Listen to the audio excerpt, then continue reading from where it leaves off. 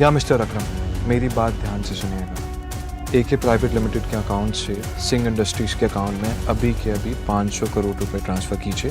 दूसरी बात, एके private limited और सिंह इंडस्ट्रीज का मर्जर जो है उसको पब्लिकली अनाउंस कीजिए अभी। और हाँ, आहूजा कॉरपोरेशंस के जितने भी शेयर्स हैं सब खरीद लीजिए जल्दी। अभिनव,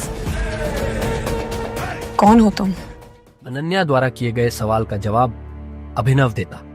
उससे पहले ही उसकी आंख खुली और उसने खुद को अपने घर में पाया। यह सिर्फ एक सपना था, लेकिन अभिनव को इस बात पर भरोसा नहीं हो रहा था। अभिनव अपने घर पर इसलिए सो रहा था क्योंकि अनन्या को बिल्कुल पसंद नहीं था कि वह सुबह उठकर अभिनव का चेहरा देखे। अभिनव के पापा संजय की मौत जो एक साजिश थी, उसके बाद से वह काफी अकेला हो गया था।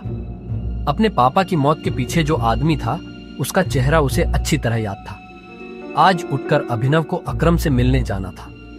अभिनव जल्दी से तैयार होकर जब अकरम के पास पहुंचा तो अकरम उसे देखकर काफी खुश हो गया और कहा, आखिरकार हमने तुम्हें ढूंढ ही लिया टाइगर। टाइगर? हाँ, मैं पिछले 18 सालों से तुम्हें ढूंढ रहा हूं।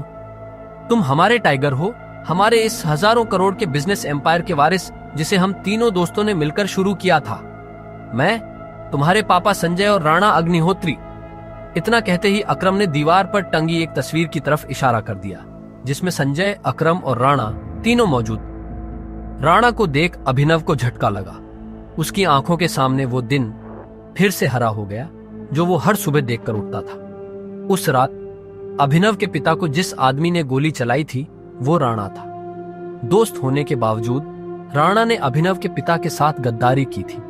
अभिनव की आंखें चिंगारी सी लाल हो गई। ये देख अकरम ने पूछा, क्या हुआ? तुम इतने गुस्से में क्यों हो? नहीं, मैं ठीक हूं। आपको मुझसे कुछ बात करनी थी ना? हाँ, मैं तुम्हें हमारी कंपनी द माफिया किंग के बारे में कुछ बताने वाला था। हम तीनों ने मिलकर द माफिया किंग को खड़ा किया था, जिसके नाम से पॉलिटिशियन, सेलिब्रिटी और इस देश का बड़े से बड़ा आदमी कांपता था। पर तुम्हारे पापा के जाने के बाद सब बिखर गया। इस बीच हमारे कुछ दुश्मन भी पैदा हो गए। उनमें से एक दुश्मन है दिग्पाल छिंगावत। वो सालों से तुम्हें ढूंढ रहा है। वो तुम्हें मारकर हमारा नामो निशान मिटा देना चाहता है। फिलहाल द माफिया किंग का सारा काम राणा का बेटा मोंटी संभाल रहा है, लेकिन अब से कंपनी के कुछ फैसले तुम्हारे हाथों में होंगे। अपने पिता के काम को अब तुम्हें ही आगे बढ़ाना है टाइगर। ये सुनते ही अभिनव हैरान हो गया। कल तक उसकी जेब में 100 रुपये भी नहीं थे और आज अचानक वो हजारों करोड़ की कंपनी का मालिक हो गया था। इसके बाद अभिनव अपनी नौकरी पर गया और वहां उसके बॉस ने उसे खूब सुनाया, क्योंकि कल अभिनव काम पर नहीं आ पाया था, जिसके कारण उसके बॉस को बहुत नुकसान हुआ। बात यहां तक पहुंच चुकी थी कि उसके बॉस ने उसे नौकरी से निकाल दिया। इसके बाद अभिनव ने अपने बॉस से कहा, ठीक है, मैं जा रहा हूं। इस महीने जो मैंने काम किया उसकी सैलरी दे दीजिए। कल जो तेरी वजह से हमारा नुकसान हुआ, अगर मैं उसकी भरपाई तेरी सैलरी से भी करूं तो भी नहीं होगी। शुक्रमना मैं वो नहीं मांग रहा हूं। अब निकल यहां से। ये आप क्या बोल रहे हो? मैंने पूरे महीने काम किया है।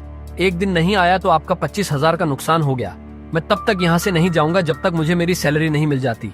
हाँ, अच्छा, रुक, अभी देता हूं तुझे तेरी सैलरी, उसके बॉस ने कहा और टेबल पर रखी घंटी बजा दी। अगले ही पल कमरे का दरवाजा खुला और 4 बाउंसर अंदर घुस आए। चुपचाप मेरी सैलरी दे दो। बॉस ने घबराहट में अपने ड्रॉर में से चेक निकाला और उस पर अमाउंट भरकर कांपते हाथों से अभिनव को थमा दिया। अभिनव ने चेक देखा और ऑफिस से बाहर निकल गया। इधर अभिनव जब ऑफिस से बाहर पहुंचा तो उसे एक अनजान नंबर से कॉल आया। अभिनव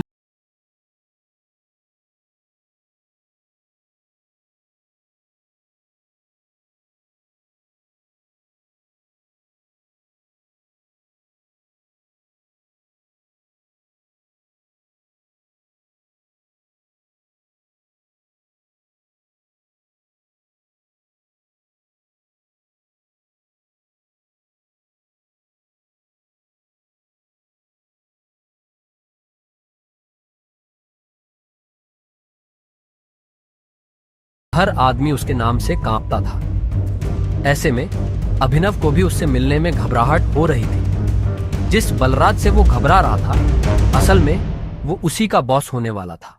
आगे की कहानी जानने के लिए देखें अगला एपिसोड सिर्फ पॉकेट एफएम के यूट्यूब चैनल पर, और द रिटर्न ऑफ टाइगर के सारे एपिसोड्स को सुनने के लिए डिस्क्रिप्शन में दी लिंक से डाउनलोड करें पॉकेट एफएम ऐप।